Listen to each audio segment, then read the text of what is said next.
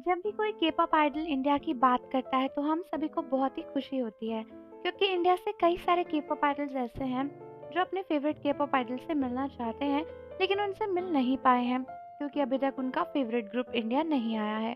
और इस भीड़ में कई सारे लोग ज़्यादातर ब्लैकपिंक या फिर बीटीएस के फैन हैं क्योंकि ये दोनों ग्रुप अभी तक एक बार भी इंडिया नहीं आए हैं और ये वर्ल्ड के टॉप मोस्ट सबसे ज़्यादा फेमस के-पॉप ग्रुप्स हैं।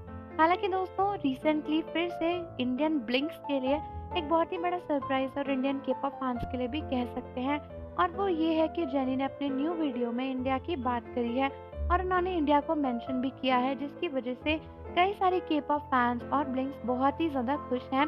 कई सारी बीटीएस आर्मीज़ जो जेनी को पसंद करती हैं, उन्हें फॉलो करती हैं, उनके लिए भी ये एक अच्छा सरप्राइज़ है।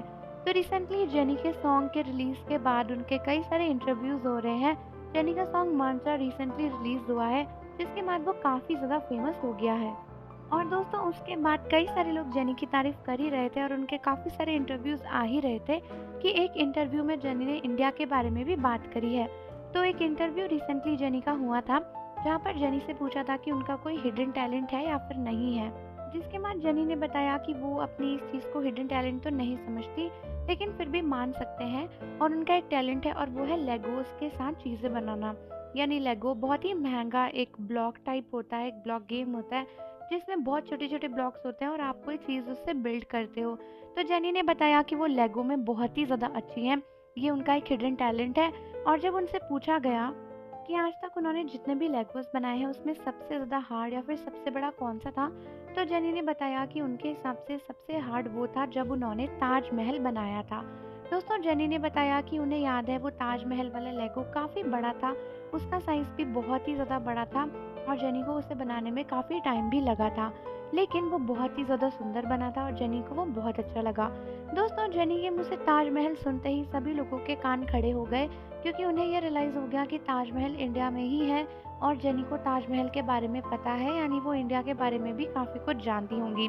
इस तरीके से जेनी को इंडियन मॉन्यूमेंट का रेफरेंस देते देखकर कई सारे लोग बहुत खुश हुए।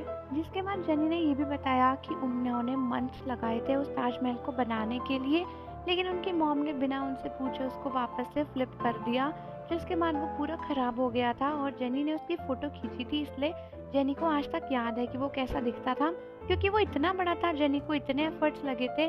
जब उनकी मॉम ने उसको फेंक दिया तो जेनी को काफ़ी बुरा लगा, लेकिन उनकी मॉम को पता नहीं था इसलिए उन्होंने उसे उल्टा फ्लिप कर दिया था, जिसके बाद वो पूरी तरीके से ख़राब हो गया था। तो आप मुझे बताओ कि जेनी को इंडिया का रेफरेंस देते और इंडिया की बात करते देखकर आपको कैसा लग रहा है? और जाने से पहले चैनल को ज़रूर सब्सक्राइब कर लो, बेल आइकन प्रेस कर दो। मिलते हैं आपसे अगली वीडियो के साथ।